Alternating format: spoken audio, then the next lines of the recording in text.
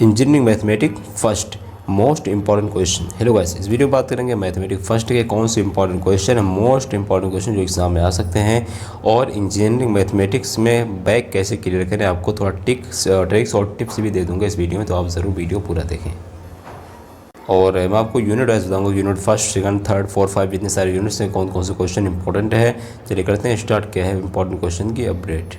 देखिए, सब्जेक्ट का नाम है मैथमेटिक्स फर्स्ट, सब्जेक्ट का कोड है KAS 103, यानी KAS 103 इसका सब्जेक्ट कोड। आप चाहे तो अपना देख लीजिएगा, KAS 103, ठीक है।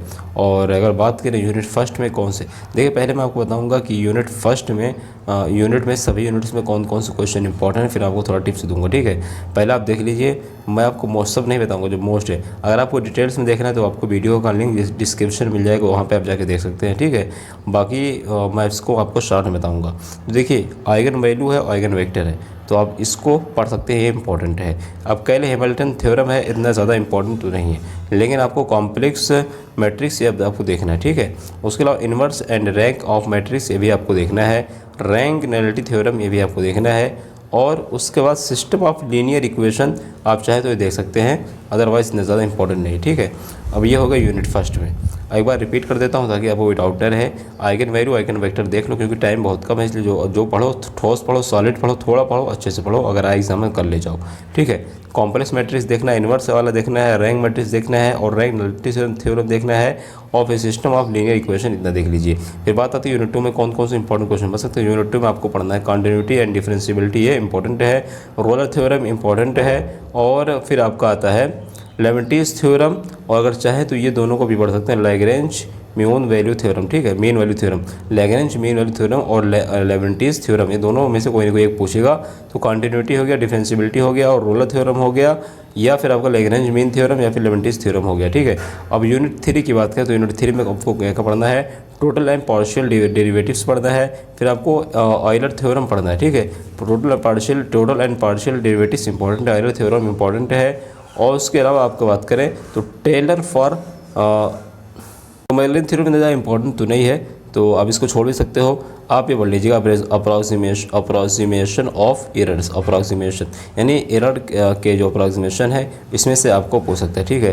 थोड़ा हो सकता है घुमा फिरा के पीछे, बट क्वेश्चन इसी से बनेगा, चांसेस तो यही हैं। बात करते हैं यूनिट 4 की, कौन सा इंपॉर्टेंट है, तो यूनिट 4 में आपका डबल ट्रिपल इंटीग्रल इंपॉर्टेंट है, चेंज ऑफ ऑर्डर इंपॉर्टेंट है, change of order of integration, ठीक है, आपको देखना है, और चेंज ऑफ वेरिएबल। अब देखो, इन दोनों में से कोई ना कोई जरूर पूछेगा, जैसे चेंज ऑफ वेरिएबल और change of order of integration, दोनों में से कोई ना कोई पूछ सकता है। और उसके अलावा बात करते हैं नेक्स्ट का, तो centre for mass and centre for gravity, ये भी आपको देख लेना है।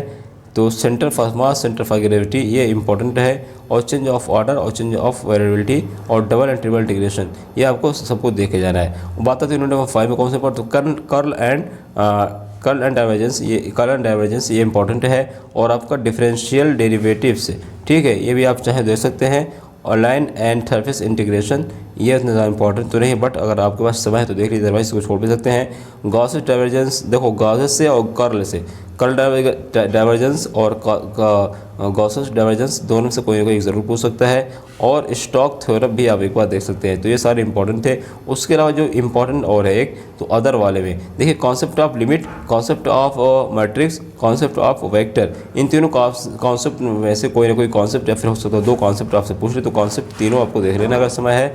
और नेक्स्ट आपका आता है identify the application of partial differentiation and evaluate maximum minima, ये भी इंपॉर्टेंट, यानी 2 ये तो आपको देख के जाना ही जाना, जो क्वेश्चन जो लास्ट में बताया है, अदरवाइज़ आपका हो सकता है अब बाद में पछताओगे कि हाँ पढ़ लेते तो अच्छा था। अब देखो, मैंने जितना ही बताया इसको आप पढ़ लोगे तो मेरे हिसाब से आपकी बैक तो नहीं लगेगी, और आपके मार्क्स भी अच्छे आएंगे।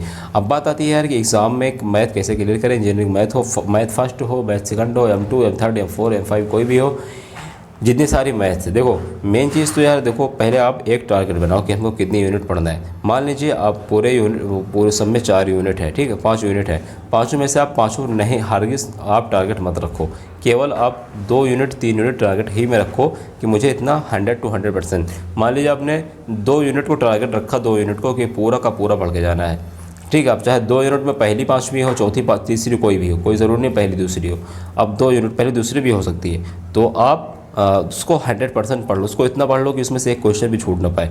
अब 2 यूनिट का मतलब समझ रहे हो, कम से कम 20 दूना 40 नंबर आपका बन गया। मान लो 40 नहीं आया तब भी 30 तो आ ही सकता है एग्ज़ाम में। तो इसलिए तो 2 यूनिट को बिल्कुल टारगेट करो। हाँ, अगर आपकी बैक लग रही बहुत दिनों से या फिर आप डर रहे हो तो 2 यूनिट अगर पढ़ लिए तो आपकी बैक का थोड़ा जो चांसेस है, थोड़ा जो उसकी पॉसिबिलिटी है, प्रोबेबिलिटी कम हो जाएगी। अब उसके बाद बचती है 3 यूनिट, बचती है 3 यूनिट। अब 3 यूनिट में वो सारे क्वेश्चन देखो जो इम्पोर्टेंट हैं, ठीक है, जो इम्पोर्टेंट है वही पढ़ो उसमें, और जो आपको थोड़ा इजी लगे उसी को फोकस करो। जो टफ़ है उसको आप इग्नोर भी कर सकते हो, छोड़ भी सकते हो, ठीक है। पहले देखो, पहले क्या करो, 2 यूनिट को टारगेट करो, इसको 100% पूरा करो। तीसरी यूनिट में वही क्वेश्चन पढ़ो जो इंपॉर्टेंट है, आपको इजी लगे।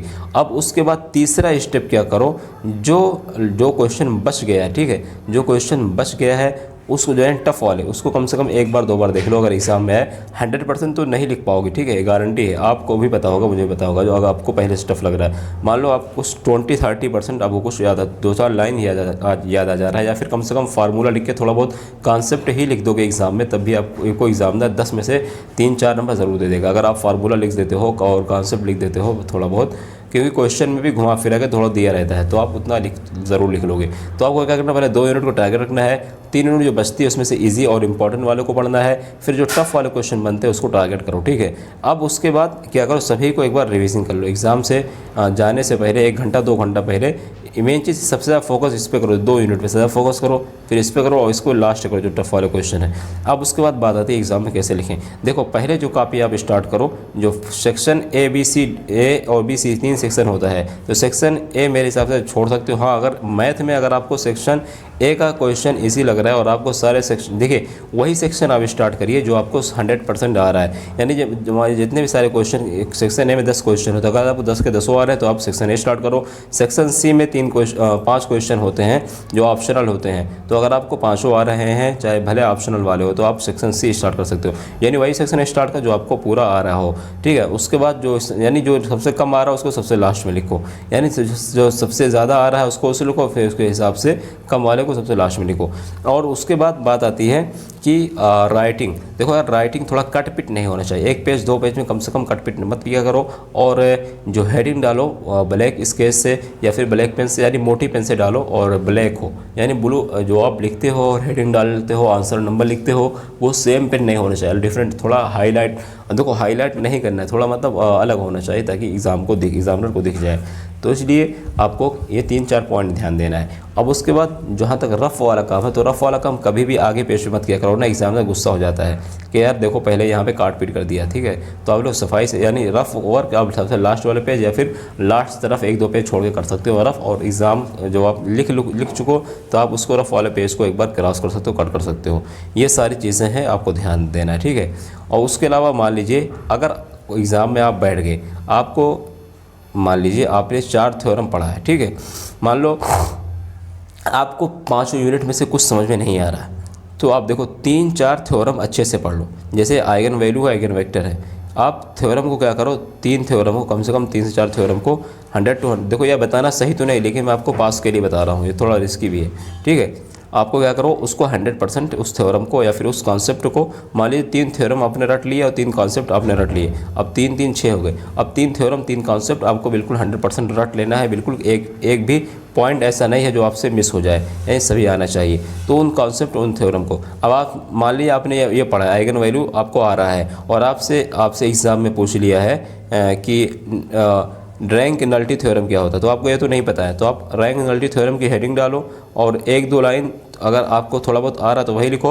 और उसके बाद लास्ट में आइगन वैल्यू वाला ही थ्योरम लास्ट में लिख सकते हो, और फिर आपको हिंस प्रूफ करके लिख सकते हो कि ये आइगन वैल्यू, मतलब इस तरीके से कि उसको एग्जामिनर को लगे कि हाँ प्रूफ कर दिए हो, ठीक है। लेकिन ये चीटिंग है, बस मेरे हिसाब से करना तो नहीं चाहिए, लेकिन अगर आप पास नहीं हो पाते हो तो इतना तो यार कर सकते हो, क्योंकि एग्जामिनर सोचेगा यार इतना ज़्यादा तो नहीं ध्यान देगा, अगर 1 लाइन 2 लाइन आगे वाले देखेगा और आप सही लिखे रहोगे तो आपको मार्क्स दे देगा, ठीक है। ये थोड़ा ट्रिक्स है, ये मैथ के लिए बता रहा हूँ, ठीक है। अदर सब्जेक्ट में आप ये मत यूज़ करना, क्योंकि मैथ में थोड़ा बहुत तो चल सकता है थ्योरम, अगर कॉन्सेप्ट थोड़ा बहुत मिलता जुलता है, तो इस तरीके से यार आप कर सकते हो। बाकी 3 से 4 थ्योरम कोई भी अपना पकड़ बना लो उस पर।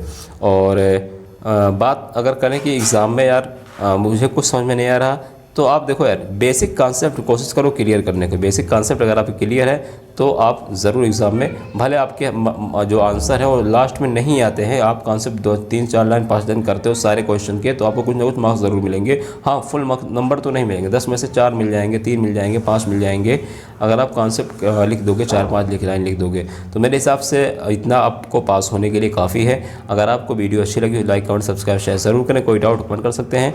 बहुत बहुत मेरी तरफ से शुभकामनाएं, best of luck, wish you all the best, keep watching for more videos.